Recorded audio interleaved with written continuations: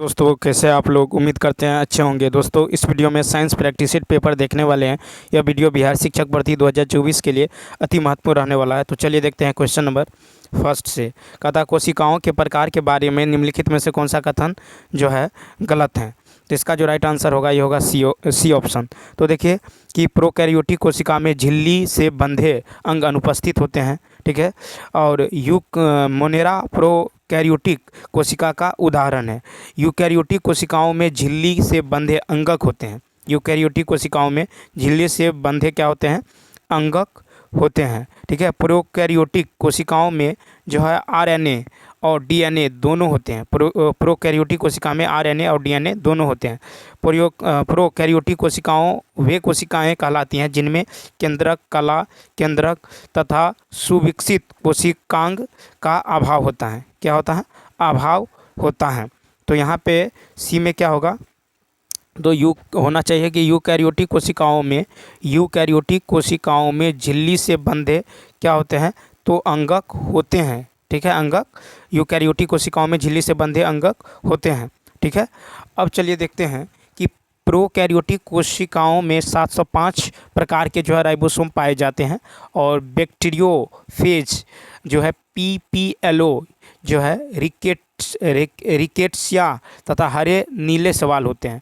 Question number देखिए 112 कहता है कि न्यूक्लिक एसिड है, तो होगा सी ऑप्शन। क्या है, पॉलीन्यूक्लियोटाइड्स, ठीक है। तो न्यूक्लिक एसिड जो है ये न्यूक्लियोटाइड्स की श्रृंखलाएं हैं, इस प्रकार उन्हें पॉलीन्यूक्लियोटाइड्स कहा जाता है, ठीक है। डीएनए न्यूक्लियोटाइड्स का बहुलक है। डीएनए की श्रृंखलाएं हाइड्रोजन बंध से बंधी होती है।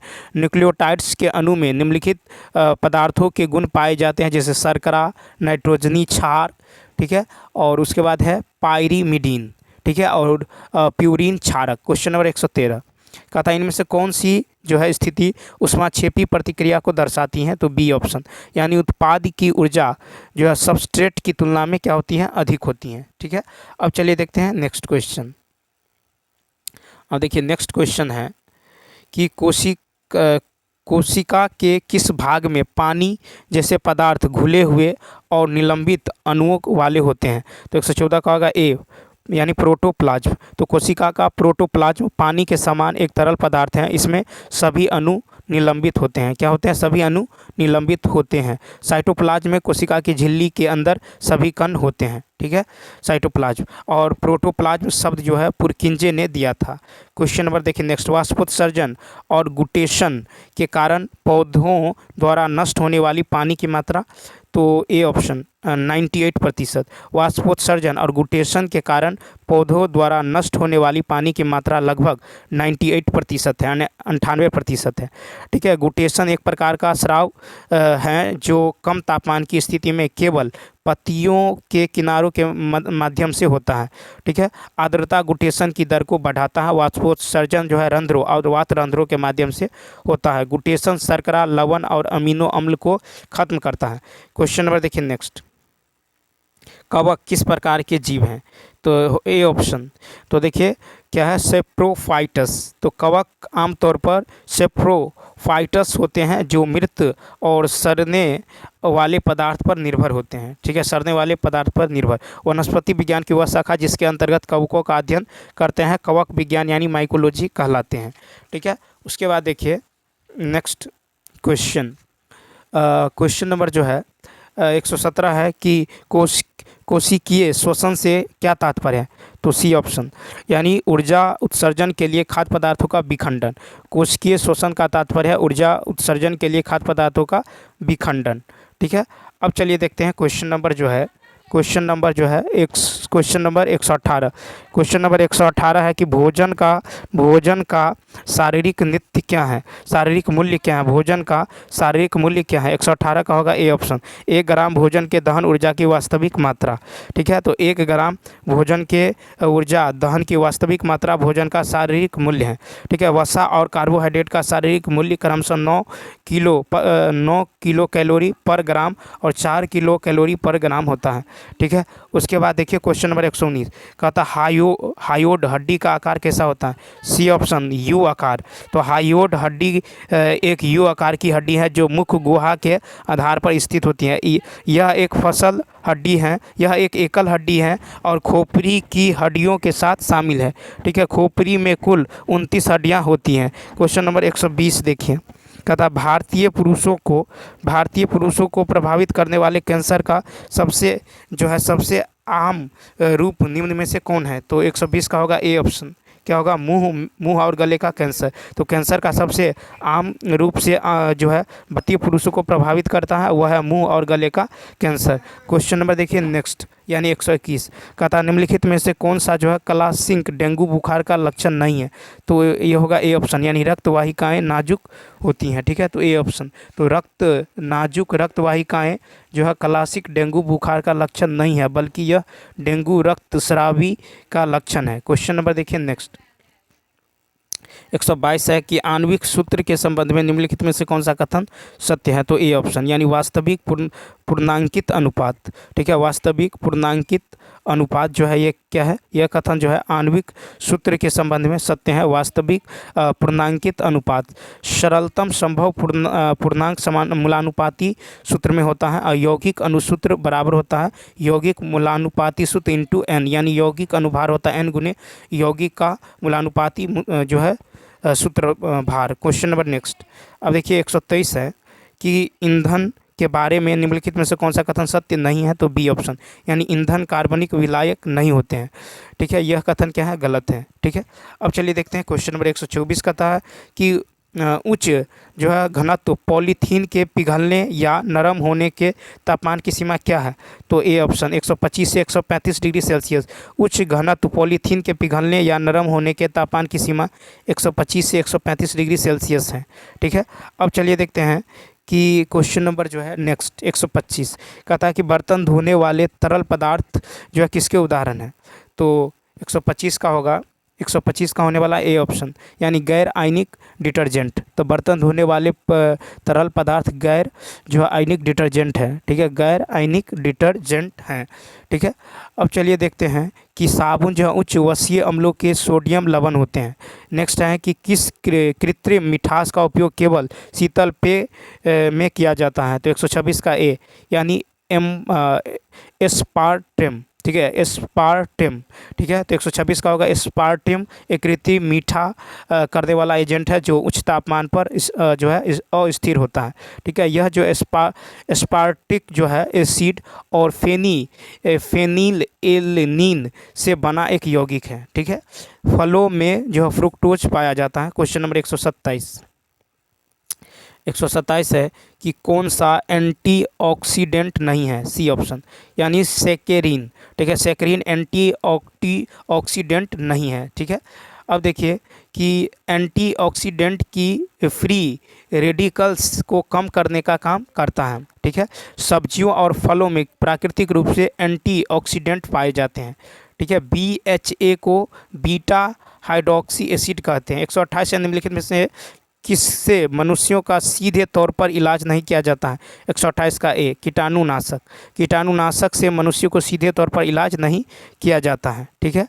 अब देखिए क्वेश्चन नंबर 129 है निम्नलिखित में से किस एंटी फर्टिलिटी दवा में एस्ट्रोजन एस्ट्रोजन डेरिवेटिव शामिल है? तो 129 का होगा बी यानी नॉर्वेस्टेरॉल, ठीक है। नॉर्वेस्ट्रोल, ठीक है। क्वेश्चन नंबर देखिए अब 130 कहता अल्फा कण प्रकीर्णन प्रभाव के संबंध में कौन सा कथन सत्य है? तो 130 का होगा डी ऑप्शन। क्या होगा? डी ऑप्शन उपयुक्त में से एक से अधिक। तो अल्फा कण प्रकीर्णन प्रभाव के संबंध में सत्य कथन है अल्फा कण अधिकतर सोने की पत्ती के माध्यम से शून्य विक्षेपण के साथ चलते हैं। एक छोटा सा अंश विक्षेपित होता है और 20,000 से 180 डिग्री घूमता है, ठीक है।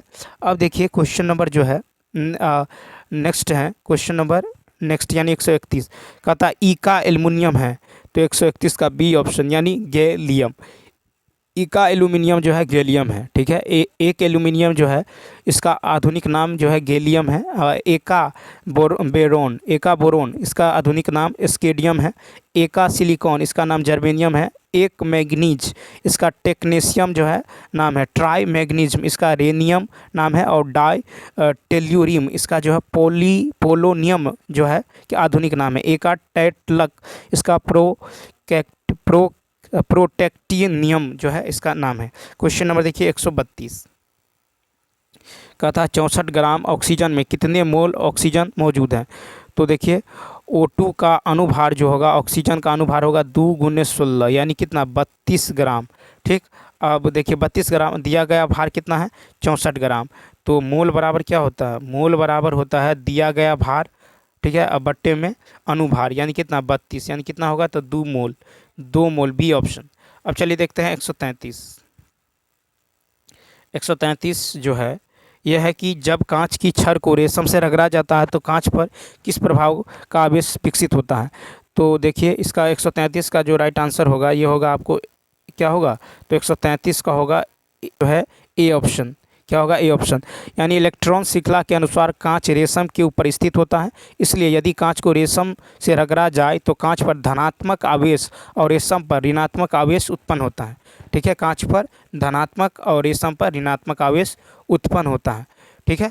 अब चलिए देखते हैं क्वेश्चन नंबर जो है 134 है कि क्वेश्चन नंबर 134 है निम्नलिखित इनमें से कौन सी इलेक्ट्रॉनिक धारा की सही परिभाषा है। ए ऑप्शन, धारा जो निम्न विभव से उच्च विभव की ओर प्रवाहित होती है, ठीक है। धारा जो है इलेक्ट्रॉनिक धारा ऋणावेशित इलेक्ट्रॉनों की गति से उत्पन्न की जाती है, ठीक है, उत्पन्न की जाती है। वह धारा जो निम्न क्षमता वाले बिंदु से उच्च क्षमता वाले बिंदु की ओर प्रवाहित होता है इलेक्ट्रॉनिक धारा कहलाता है। धारा बराबर होता है आवेश बट्टा समय, ठीक है। विद्युत की चाल प्रकाश की चाल से बराबर होती है।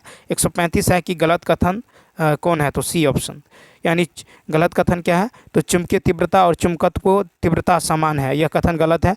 चुंबकीय तीव्रता एक जो है वेक्टर मात्रा है, ठीक है, क्या है वेक्टर मात्रा।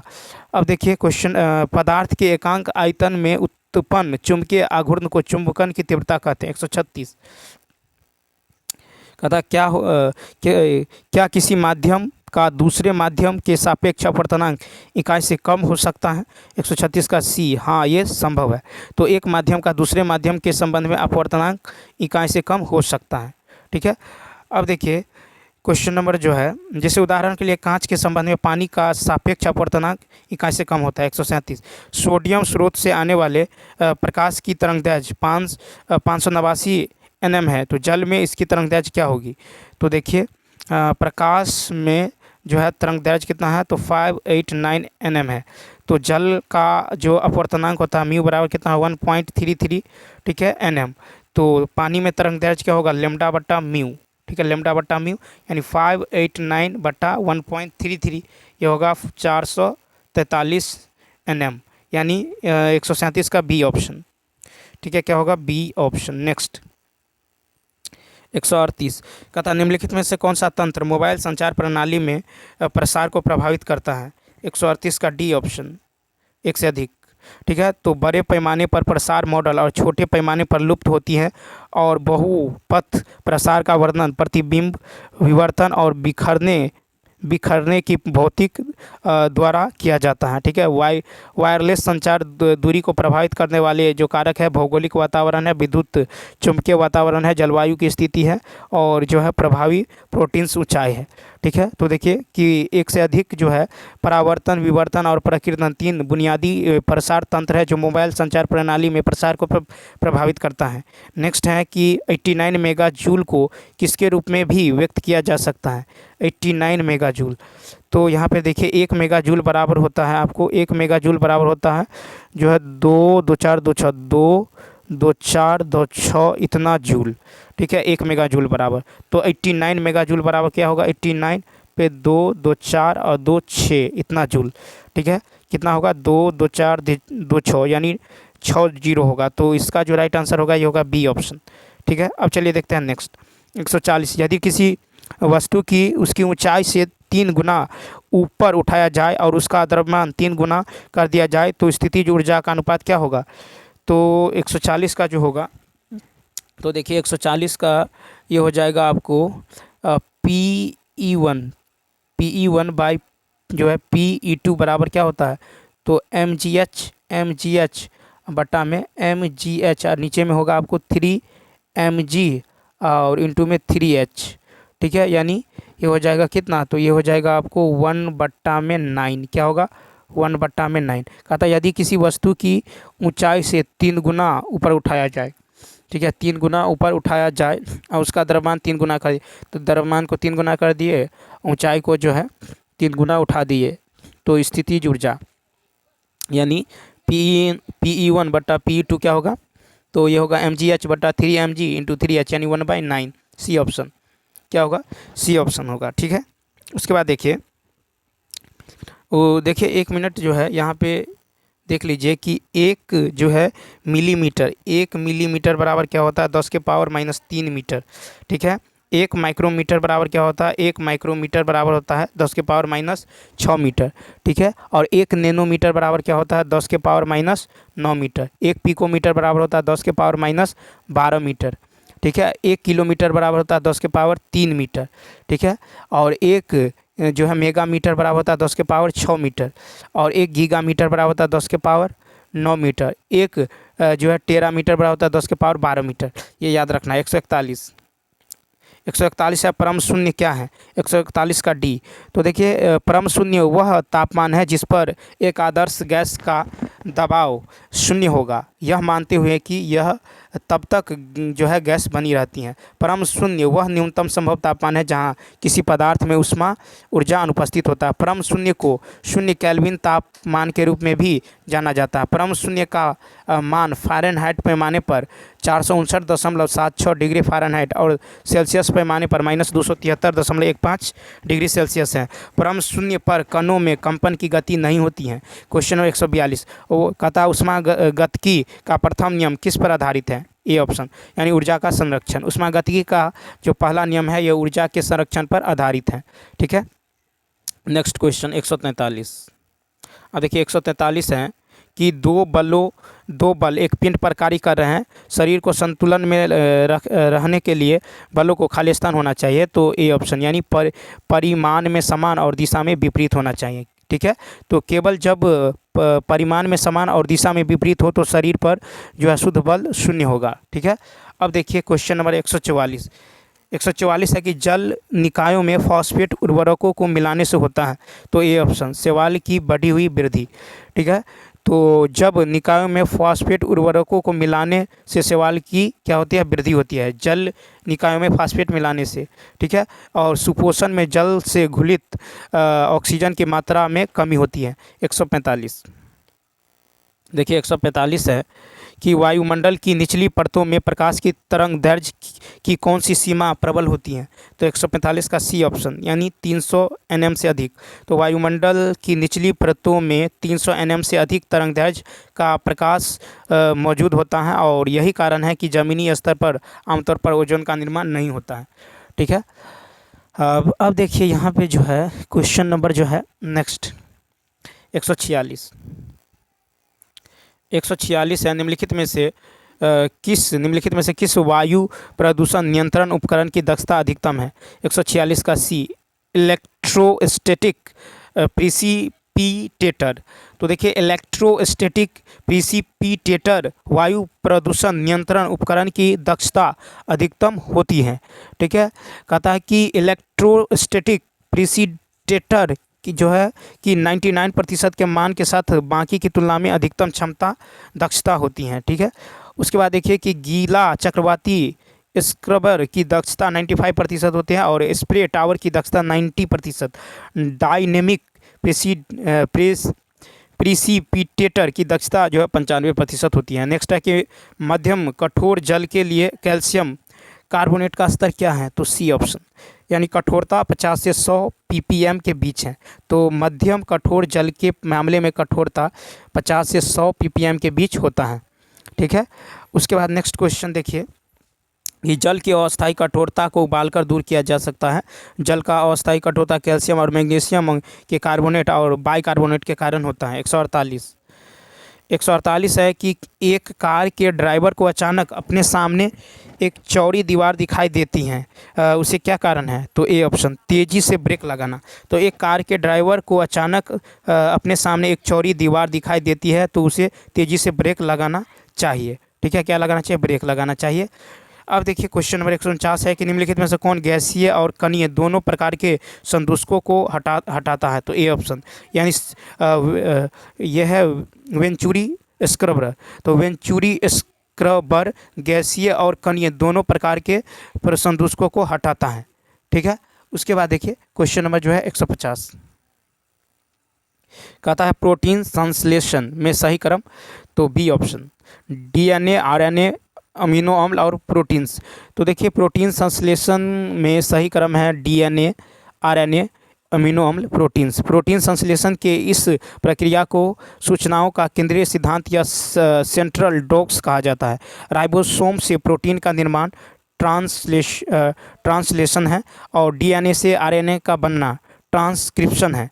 आरएनए से डीएनए का बना रिवर्स ट्रांसक्रिप्शन है। डीएनए और आरएनए में निम्नलिखित अंतर है कि डीएनए में शर्करा जो है डीऑक्सीराइबोस है, ठीक है, और आरएनए में शर्करा जो है राइबोस होती है। डीएनए में बेस एडेनिन और ग्वानिन, थाइमिन और साइटोसिन होती हैं और आरएनए में थाइमिन के जगह यूरेसिल नामक बेस होता है। डीएनए एक मुख्यतः केंद्रक में पाया जाता है, आरएनए में मुख्य रूप से साइटोप्लाज्म में पाया जाता है। यह जो है यानी डीएनए आनुवंशिक गुणों का वाहक है जबकि आरएनए जो है प्रोटीन संश्लेषण में सहायता करता है। ठीक है, डीएनए पॉलीन्यूक्लियोटाइड्स हैं जबकि डीएनए के 3 कारक हैं, शर्करा, फॉस्फोरिक अम्ल एवं नाइट्रोजनी क्षारक। जीन आनुवंशिक पदार्थ की क्रियात्मक इकाई हैं। ठीक है, सिस्ट्रोन डीएनए की वह क्रियात्मक इकाई हैं जो किसी विशिष्ट प्रकार की पॉलीपेप्टाइड श्रृंखला के निर्माण करती हैं। ठीक है, चलिए दोस्तों इस वीडियो में इतना ही। यदि यह वीडियो अच्छा लगा हो तो लाइक, शेयर और सब्सक्राइब करना न भूलें। साथ ही साथ कमेंट करके बताएं यह वीडियो आपको कैसा लगा। तो चलिए मिलते हैं नेक्स्ट वीडियो में। Thanks for watching.